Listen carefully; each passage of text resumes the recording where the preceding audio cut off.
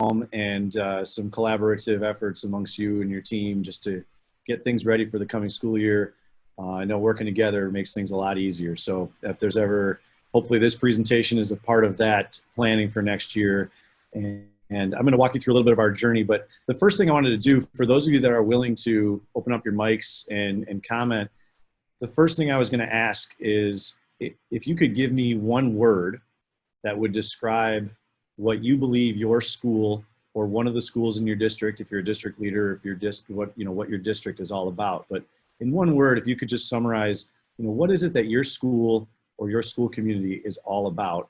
I would love to hear from you. So if you could open up your mic and share that, I'm going to just take a note on a couple of these.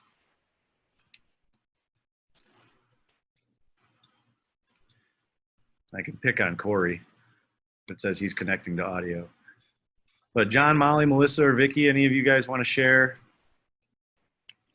a word? Unity.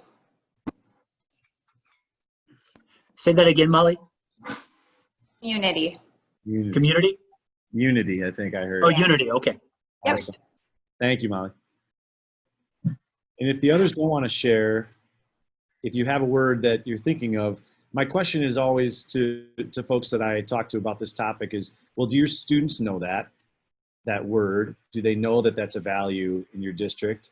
And if they don't, how is it that you can communicate that value to them? So if unity is your value or one of them, or if that's really what your culture is all about, how do you project that out to your student body? And then furthermore, which I'll talk about today, into your community and the surrounding areas. And that's really what it means to be a value-centered school is, making those values and what you believe to be the core of your culture truly emblematic of your school, putting that out there to your community and everybody else so that your students know this is what it means to be a Cary Grove Trojan or a Hornet or you name it. And so that's what I'm hoping to share today. And if at any point in time you want to interject with a question or a comment, please do.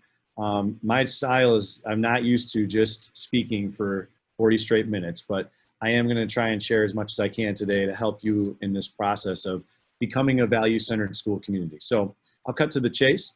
When I got to be a school leader here at Cary Grove High School, I walked into a really healthy culture where the slogan, "We Be CG," had become popularized.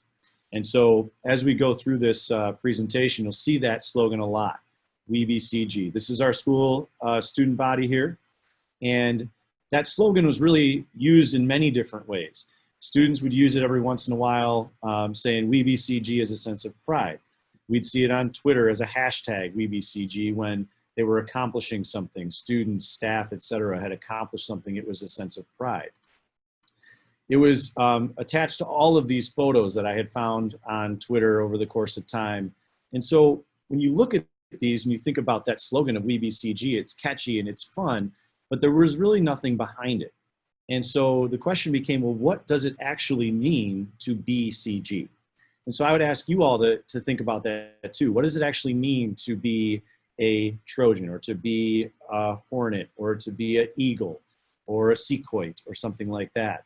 And so that's what we started. That's exactly where we started is what does that actually mean to be CG? And so in my first year, we established a goal of we want to create these core values and decide upon what our core values are as a building. We wanted to involve as many folks as we could. And so the start of this process and the way I'd encourage you all to start is to develop some committees. We used our staff. We used multiple groups of students during lunch hours. So we served them pizza and we brought them into a space and we talked with them about different questions, which I'll share with you in a second. I also had a parent advisory committee that contributed largely to this effort. As part of those parents, I also made sure that those parents were community leaders. So we had one that's the head of our park district, another that was involved in the Chamber of Commerce, and a third one that was a previous teacher and had gone off into business and runs a dental office in town. And so we were able to gather different opinions from different perspectives. And then finally, we brought back about 20 alumni and we asked them the same set of questions, which I'll share with you in a moment. So what we did here was we really decided upon all these different groups, what are our core values at Cary Grove High School? And so who are we and who are our students, essentially, is what we were looking to define. And so I'll take you to this page here. And these are the prompts, and these are my notes, my live notes from one of those sessions. But really it starts as, what are our values as a school? What are our strengths as a staff? And then what are our students' strengths? So really starting on that positive side.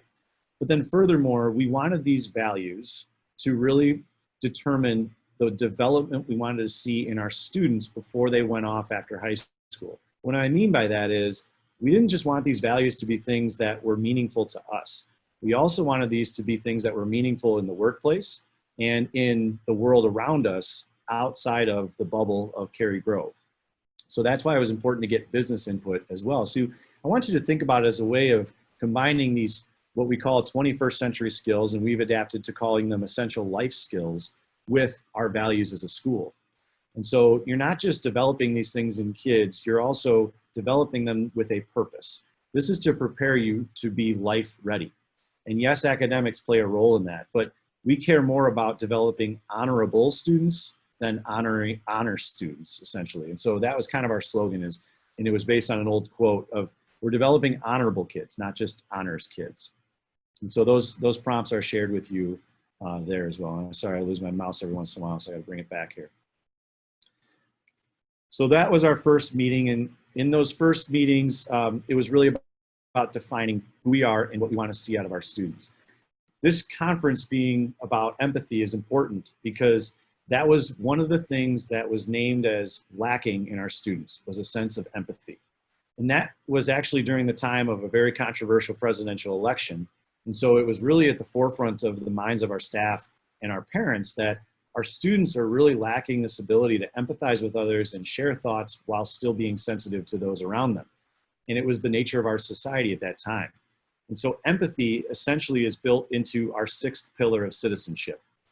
So during our second and third meetings, this is what we created, is the title. The pillars were Trojans, and so we did pillars because we felt that was, somewhat emblematic of a Trojan, and our building. And so then it was, okay, what is it about the BCG pillars? Well, it's what it takes to be successful.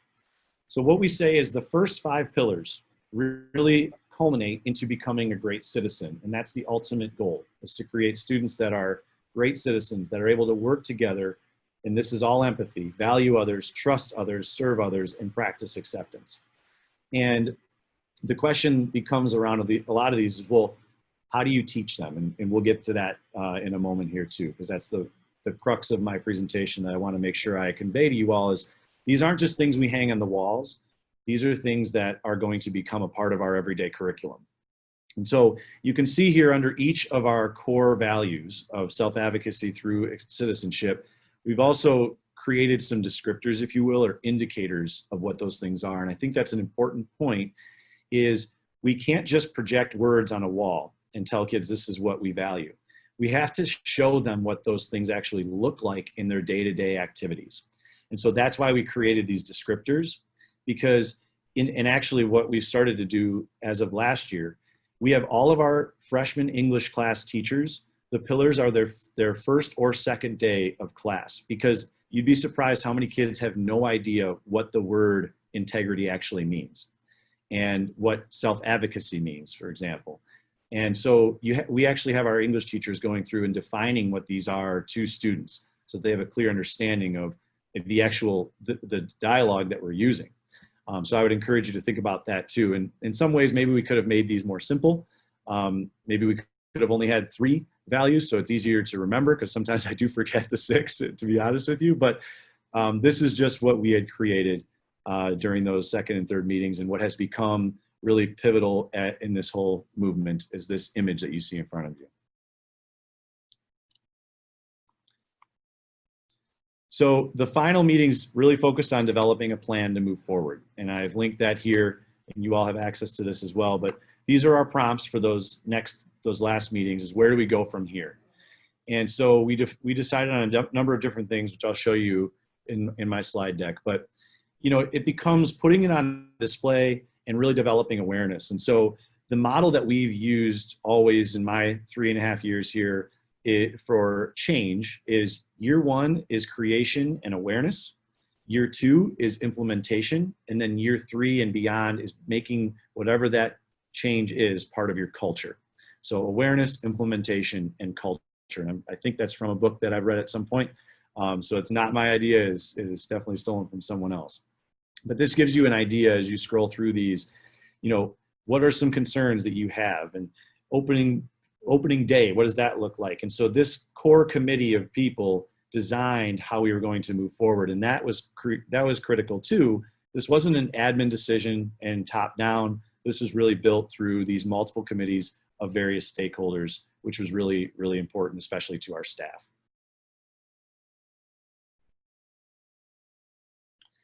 So that was year one. That was my first year of 3 as a building principal. And we established those things. We created these emblems. We created all the different strategies we wanted to take moving forward. And in year 2, 18, 19 is really when we started to execute and implement. And so I'm going to show you how we did that. We took our cum laude program, which had been around for a while, and we adapted it. We changed it and tweaked it to try and mirror more of the values that we had that were in our BCG values. And actually this year, because academics and scholarship and things like that are adapting and changing, we're actually going to be switching more of this over to actually be closer related to our pillars. Growth, for example, was an ACT measurement, and so we're trying to make it an SAT measurement. But without our current seniors having taken the SAT, we may be adapting the cum laude program and actually taking advantage of that change and making it more about our pillars. But these were the images that were projected throughout our building, throughout our website, on social media. I wanted to show you too, this is just a one-pager I linked, and it really actually shows the BCG pillars as part of maybe a PBIS approach. And so if your school is a PBIS school, this is a one-pager that I had created for a colleague of mine that talks about how this becomes part of a positive behavior intervention by creating a social culture and expectation for all students. It's a tier 1 thing. And so I wanted to link that there for you all in case that was something you were interested in seeing. That is by clicking simply on that image. So what did we do? Well, we wanted to measure this. So we surveyed all of our students and trying to figure out exactly where we were at as a building. So this took place in the spring of 17 and 18, and this became our baseline data. And so you won't see our senior class in here. This was simply freshmen through juniors that we were going to have the next year. We had them measure, these are 4 of the prompts. We did about 10 or 15 or so of the prompts around the pillars. And students were really just giving us a glimpse as to how honest in terms of integrity, how honest are they, and how honest do they feel their classmates are. And then, when you think about just the level of responsibility and things like that, students were able to measure that or provide us a measurement of that as well. And this became our baseline data. What you see here is positive, I think, but what we saw as a staff is a lot of opportunity, especially in the neutral zone, which is the orange color. So when you look at like the students at Cary Grove are honest and trustworthy, there's 40% of kids said neutral. And we're thinking to ourselves, well, if they're neutral, then what does it take to help them understand that they can trust each other? Or what can we do to help those students find that an adult that they can trust even, but further than that, their peers? So having some baseline data is a really great idea and something that came from my colleague. And so I was gonna show you briefly that survey. You can see that this was the most recent one we took of all of our students this most past year. But you can see the pillars were a part of our questions here. I seek support and assistance or ask questions, so self-advocacy. I accept challenges, learn from failure, so perseverance, and on and on. And so that gets to honest and trustworthy. I consistently and actively participate. We're talking about engagement. So we were able to create metrics around each of these and create some way of measuring our progress in what we were doing. We created a goal and we set steps to achieve that goal. And you'll see at the top here, the year 1 is awareness and implementation. Year 2, full implementation, and year 3 and beyond is culture. And so these were the steps we took. We separated these into our branding category. What does it visually look like? Our staff. So what are their steps that they need to take? And then finally, our students, what is it that we want them to do? And really what it became was we want them to take more and more ownership over this and control of this. If they're the ones that we want to become these things, then we want them to also have ownership over it. And I think that's what we've really started to see just in this past year. I linked here. So what we ended up doing for the first year was each month we focused on a different pillar. And I linked in here just the announcements I would make each month. And I apologize, my mouse, I keep losing, but you'll see I would announce to the kids, this is the start of our campaign. This pillar for this month is self-advocacy. And then I would tell them in my announcements what actions would mean that they're advocating for themselves. What actions demonstrated responsibility or engagement? And so each month we would focus on one of those pillars. And then towards the end of second semester, we started changing things up a little bit. But I provided you my announcements here if that was something that would be helpful. So you can take those and use them if you ever felt it necessary. We also branded a lot. So this is our entire staff for orientation. We have freshmen walk through a tunnel of staff. And actually on graduation day as seniors, they then walk back through the tunnel of staff to enter graduation. It's somewhat symbolic for us. But we got all of our staff BCG t-shirts, and on the back it listed the pillars. We got cooking aprons for everyone. You can see the backs of those t-shirts have the pillars on them. And so we wanted this to be visual and seen and demonstrated throughout the school. Beyond that, we created a system of awarding students. And so, for example, if month one was responsibility, and you as a staff member saw a kid demonstrate responsibility, even at the smallest level, you handed them this Way to BCG paper certificate that I have a picture of here. On the back of it, you wrote down the kid's name, your name as a teacher, and then you circled the pillar that they demonstrated. That kid comes to the front office, he hands in that slip of paper and he gets a full-size candy bar. And then he also is thrown into a raffle and they can win a BCG t-shirt or a BCG laptop sticker, which you see there on the left. And once you take those pictures of these kids with the t-shirts, they go out on social media, you tag maybe their parents on Facebook, things like that. And all of a sudden it becomes kind of a cool thing and a big thing throughout the school. So laptop stickers, you can get 200 of them for very cheap. I have a stack over on my desk right now of about 500. We gave every one of our staff members a laptop sticker along with their t-shirt. So you just see it everywhere you go. And then what I do with the laptop stickers when we do the drawing is I go into that student's class and I award it to them in front of their classmates. And I explain to them why that student has received that laptop sticker and what they did that was so great. And so this was the system that we initially had created throughout the building to allow our staff members to award students for their behavior in a positive way. We also had, and many of you have, breakfast of champions or a way to award students in the morning before school, which is what you see on the left. We had that in the building before I came here, but what we did was we adapted it to focus on the pillars. And so instead of it being a kid that was most improved or a kid that was just stellar academically, it became a student that demonstrated great engagement or a student that was really a great citizen for some project that they had done that helped their community. And so we created ways to connect the pillars to their character and their achievement of character so that it was all linked together. On the right, we have our top 25 most improved breakfast. Again, these are students that aren't typically recognized. They're students that had grown in their GPA.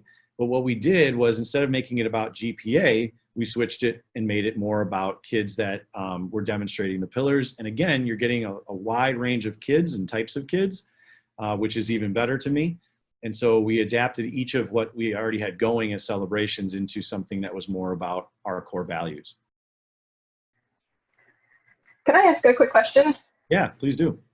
So at our school, we've, the last few years, as part of the PBIS system, we have, similar to what you're describing, something called Eagle tickets. Our mascot is the Eagles. And so we use Eagles as an acronym where each of those letters represents a piece of character within the students. And so I remember last year or 2 years ago, we had brought up the idea similar to what you're describing in terms of like identifying highlighting one particular character trait each month or each quarter or whatever it might look like. And I just remember a couple teachers pushing back just in terms of not wanting students to kind of artificially demonstrate that character or insincerely. I was just curious if that conversation came up or if you really ran into that issue, because we ended up not going with that idea. And I'm not sure if that was a genuine concern we should have actually had or not. That's a great question. And I actually have two instances where staff pushed back. So thank you for that. And thanks for interjecting. So in regards to your thought, that did happen where, teachers felt like students were just going to be doing these things to get a candy bar or be rewarded. One thing I would say is we're talking about high school kids. And for high school kids, it's not necessarily cool to brown nose and like fake things to get candy. It was really more about like catching the student in an act of kindness, if you will. We had, even though that was a concern, we never saw that actually happen. Where a student was like artificially doing it. We more so saw it as teachers, like a kid would pick up a piece of trash that happened to be on the floor and put it in the garbage can, and the teacher would be like, come with me for a second. I just love that you do that, because that tells me that you're really conscious of your school and you're proud of your school. And they would give them a ticket and they come get a candy bar. At the end of the day, what I told our staff is, if a kid's really faking it and he wants a candy bar, so be it. They cost us 50 cents a piece at Right. at Walmart. It's not a big deal, but it really never happened. The bigger pushback from our staff actually was, why would I reward a kid for doing something I already expect them to do? These are kids should be doing this anyway. Why would I reward them for that? And what I said to them was, I actually announced this at an all staff breakfast that we had. I said, look, if you are someone that is feeling negative about this, I encourage you to come down to our office and sit by my office for 2 hours one day and see a kid come in with a slip in his hand and how excited he gets to be rewarded for something that he probably does do every day. But you would be amazed at the response from our staff. Just me saying that, they never took me up on my offer, but I said to them, we need to make this a priority. I apologize, my phone is going off. We need to make this a priority because kids love it and it means a lot to them. And again, we never saw, the staff never felt like that was something that was happening, was we're just rewarding kids for things that we expect them to do. It's, no, we're showing them that we appreciate them doing the things we expect them to do, because not everybody does it. So those were the two pieces of pushback that we heard a lot about. Yeah, thanks, appreciate it. Yeah, so I would encourage you to move on, full steam ahead, go for it. And again, if that's a problem, then you address it when it actually becomes a problem. I wouldn't stop doing something or prevent yourself from doing something great when it isn't a problem yet. That's something that frustrates me all the time. Makes sense. Great question. Thanks, Melissa. And if anybody else has questions, just jump in. We also branded outside the building. I did get phone calls from parents that this was not grammatically correct. And I said, well, I apologize, but it's who we are and it's what we're about. And there's more meaning behind this than just the slogan. But We Be CG is what we're about. This is on our soccer field. If you don't at your school have these insert cups for fences and stuff, I encourage you to look into it. It's super cheap, easy way to brand yourself across the school grounds. Everybody's got fences, so let's make them look pretty.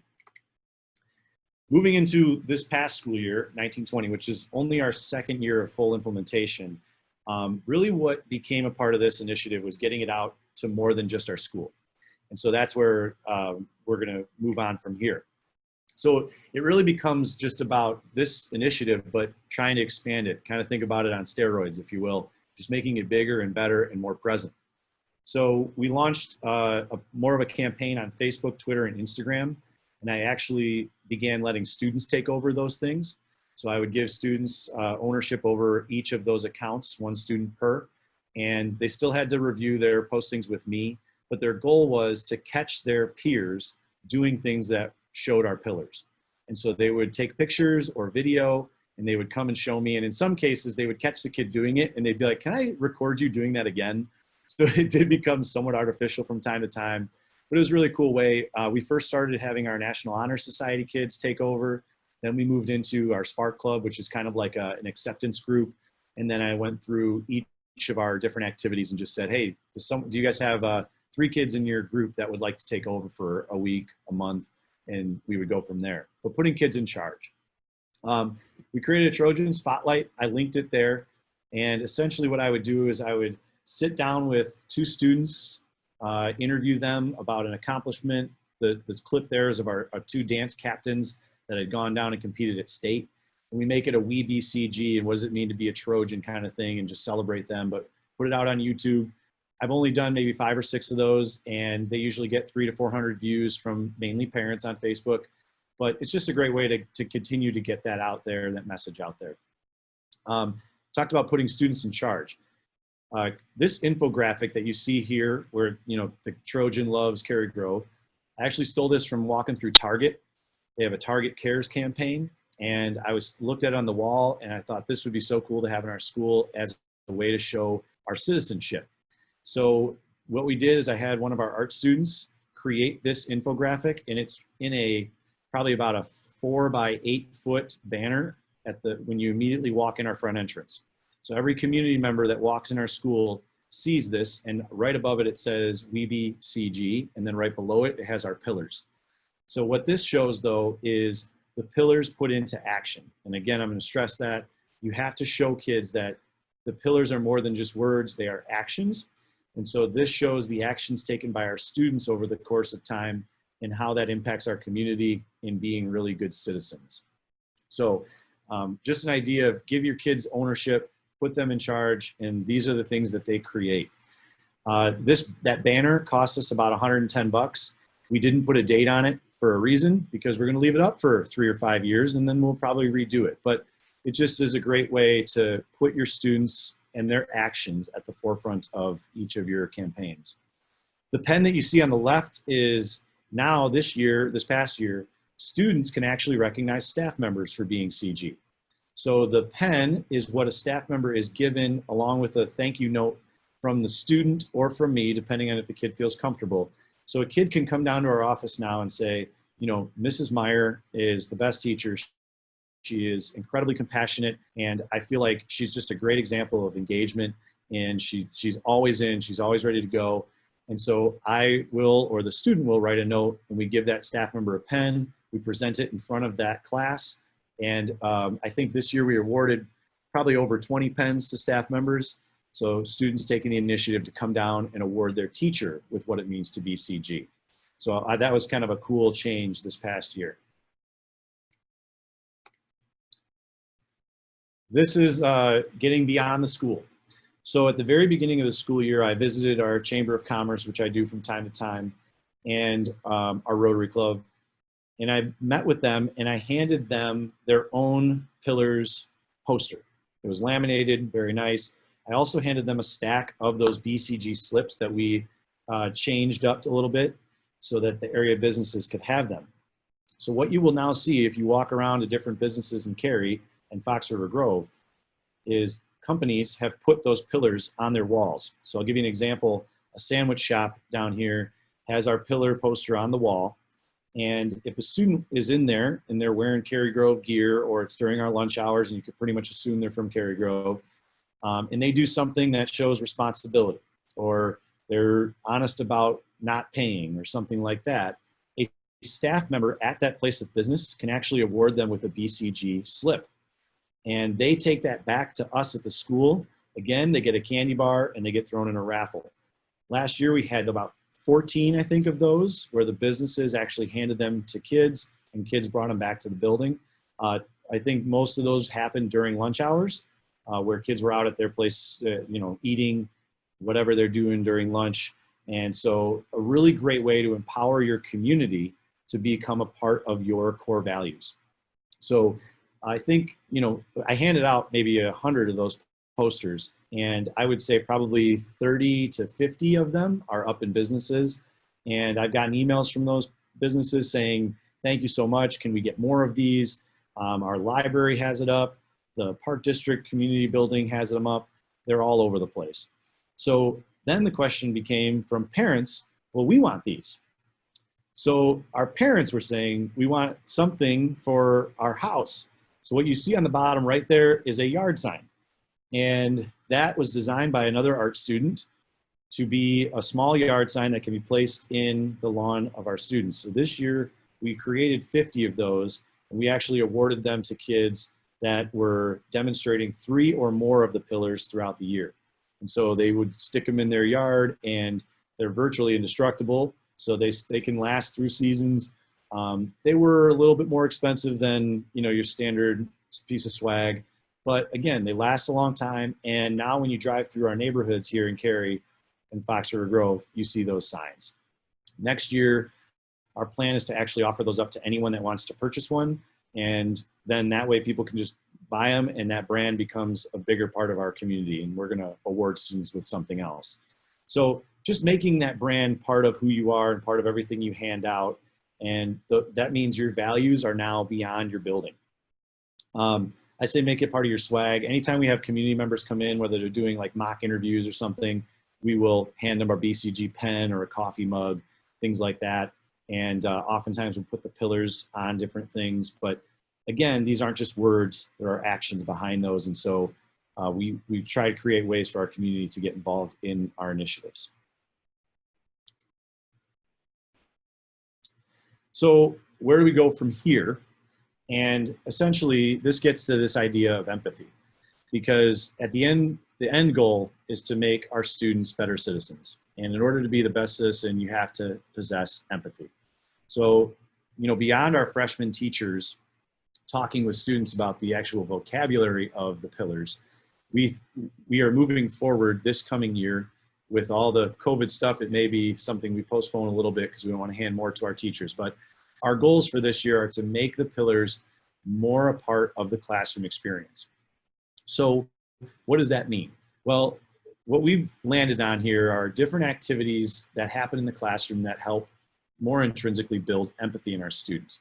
So last year we trained our entire staff on design thinking, which is essentially studying what an end user would experience, whether it be a product or an experience they had when going to a different place or when they come to our building, things like that, and then designing from the back end forward into, okay, well, how can we create a better experience for that end user? And what that does is it forces students to examine how someone is feeling and thinking in a certain moment in time, and then adapting to improve upon that experience. And so design thinking is, we're asking each of our staff members to implement a design thinking lesson both semesters. And so that's something we're moving forward with.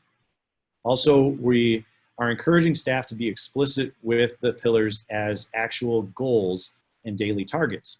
So for example, if we want students to demonstrate engagement and it's something that we feel is lacking in the classroom during a classroom discussion, then we say, okay, today or for this week or for this unit, we're going to be focusing on improving our engagement.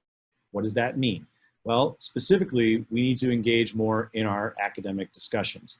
And so what I need you to do is to be vocal, to share your ideas, and this is how we're going to track that. But that's going to be an actual target on the board in front of the students, and it'll use the language from the pillars. So that's something else that we're working on as well.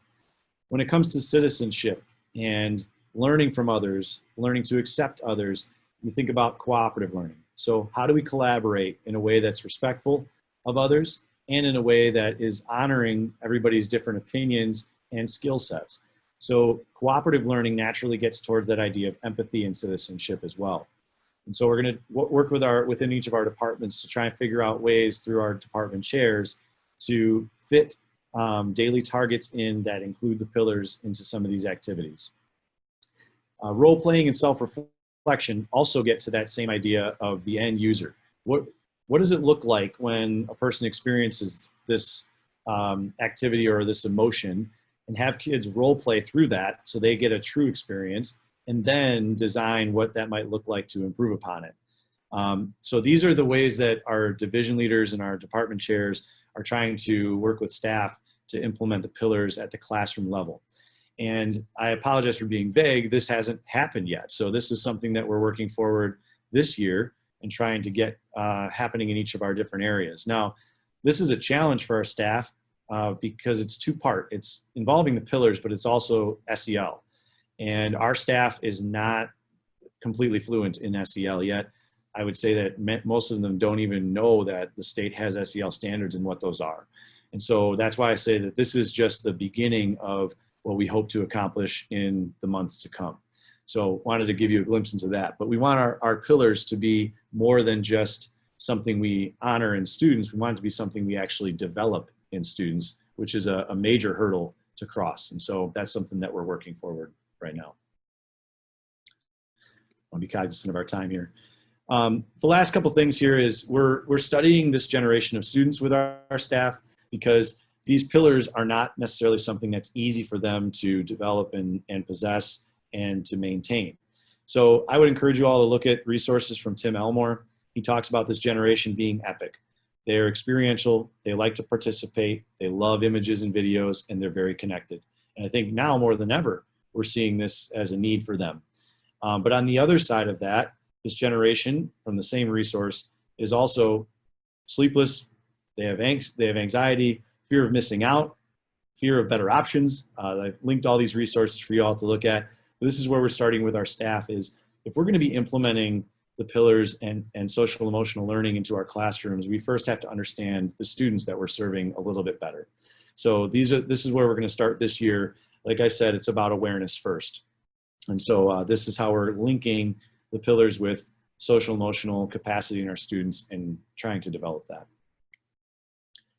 So finally, I just wanted to include a couple things, but this is a statement an English teacher had sent this to me at the end of the year last year, and a student's reflection on the year included that the CG pillars aren't up on the walls just to be on the walls. They're there because they remind us of what we should act like and how we should be like as a person or student or athlete.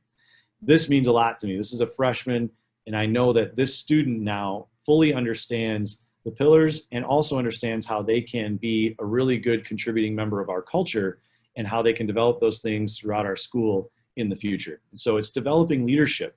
It's creating a common language. It's a positive intervention strategy if you want it to be. It's really a lot of different things, but at the end of the day, it's students understanding what we value and why, and then how we can improve upon that as individuals each day. So at the end of the day, what does it mean? What is it creating? Well, here's the data from the most recent survey that we did. And in the red or the green, it shows if we improved in that area or we declined. So is it working? Kind of, if you want to base it on just this data. There is still a sense of, that these are still high numbers. So I'll be clear about that. I still think these are very high numbers. They're all near 75%, except students feeling listened and understood. So you get an idea here. We declined in a couple very minimally, except we also rose in a few in terms of students' positive responses. So we're going to keep track of this data over time. It's not the end all be all, but it just indicates that things are happening and we have room to improve and we always have room to grow. So things are good, but they can always get better. So that concludes the presentation itself. I hope there's things in there that you can use. This goes back to the quote that I mentioned earlier. This was our former superintendent and a quote that he sent out actually in the wake of the Columbine school shooting. We must cease to aspire that our children be honor students and instead forward the expectation that kids become honorable students. And that's really what a value-centered school community is all about. We want to create really good people, not just really good students. And so I hope that this gives you a way to start on that path, or if you're already there, how to advance along that path. So I appreciate everybody's time, and if there's questions either from Kevin or the rest of the group, happy to try and respond to them. So go ahead and if you want to unmute yourself or chat anything in or just share anything, I guess while we're waiting for that, Neil, I think John mentioned how impactful that quote was and made me think about, are there bumper stickers that say, I'm a proud parent of an honorable student at Cary Grove rather than an honor student. I'll write that down. I think that all of these ideas are, and the things that you've put in place there and the things that Melissa, you shared, they're really fantastic for developing that school culture. I want to put a question out to the group. The elephant in the room is, what if our kids are not back here in the next few weeks? And if we're in a remote environment, are there any things any new ideas? And just, I don't have any, but I just want to throw that out there. Are there any things that we're talking about or thinking about to say, if our kids are not with us to start the school year, what are some things that we can do to help support our culture? Yeah, it's a great question. I'll start just by saying we carried this campaign through the remote learning period in the spring. I was mailing things home to kids, understanding that, yes, I had to touch them to do that, touch the envelope, touch the this, but I was mailing things home to kids. I was Google hanging out with students to thank them. Teachers, I made a Google form where teachers, basically it's the same thing as that slip of paper, but teachers could write a kid in and what they did, and I would take that and Google hang out with the kid and the parents, which is kind of cool. You now have an opportunity, the parents be in the room too. And I would say, I'd give them my spiel and I would tell them what the teacher said and go from there. I did about 20 some of those over last spring. So not the same. However, it still gives an outlet for teachers to honor kids and what they're doing.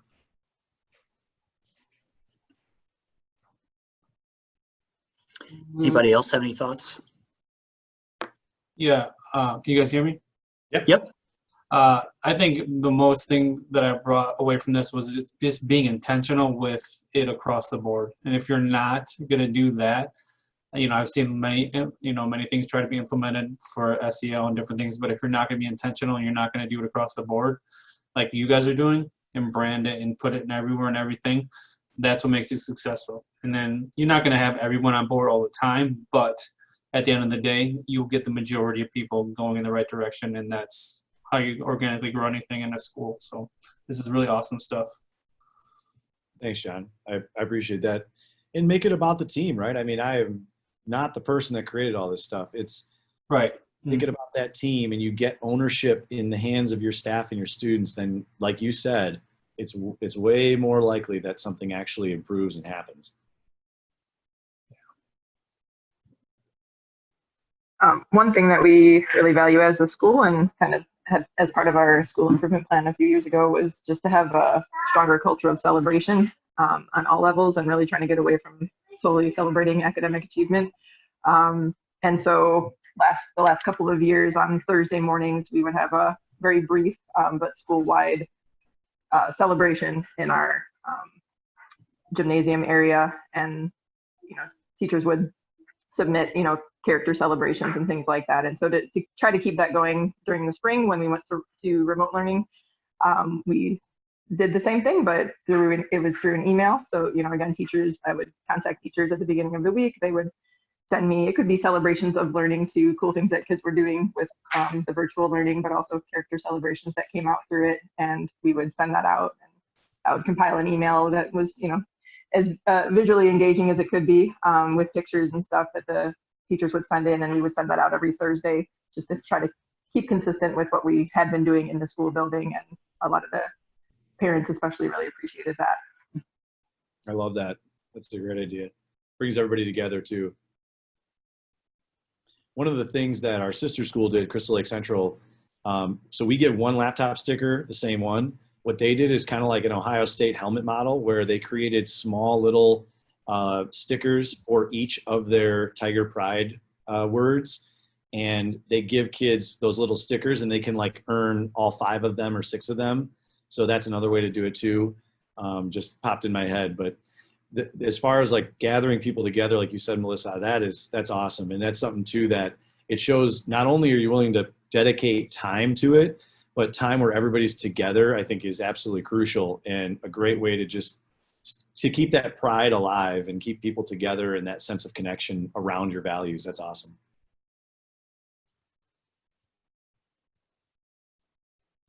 Just a note too, as we start a new school year, one of the things that we're doing this year, whether we're remote or not, is every teacher is going to get a new WeBCG t-shirt.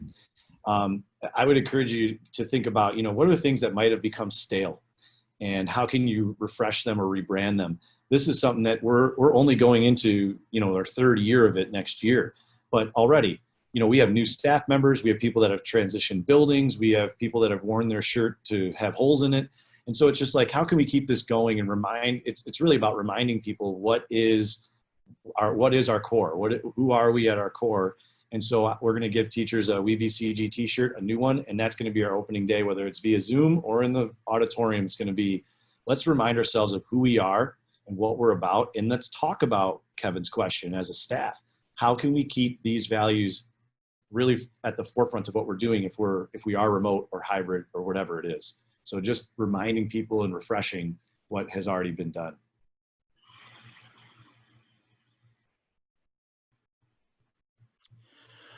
Great. Gosh, the other thing I keep coming back to, Neil, is the way that you've incorporated the larger community and having, you know, those restaurants and businesses and just I would challenge everybody to continue to look outside your walls and find those ways that people can just easily opt into being a part of their school community. I think one of the things we always, at least in my experience as a building level leader, you know, how can we get volunteers or how can we bring our community into our building? And I think you've really created a very easy way for people to become involved, and I really applaud you for that. So that is the conclusion of our time. Neil, really appreciate your sharing and everything you've done. I did chat in a link to our Illinois YouTube channel, where we also have another interview that Neil did more along the lines of where we were in the remote learning environment, as well as just the challenges that are facing us as educators today. So check that out. It's well worth a watch, and continue to hashtag AdmentumIL as we move forward, and we'll wrap this up and head into our last session for the day. So thanks everybody for your participation. Thank you, Neil, and have a great rest of your time. Thanks, guys. Thanks, everybody. Good luck starting the school year.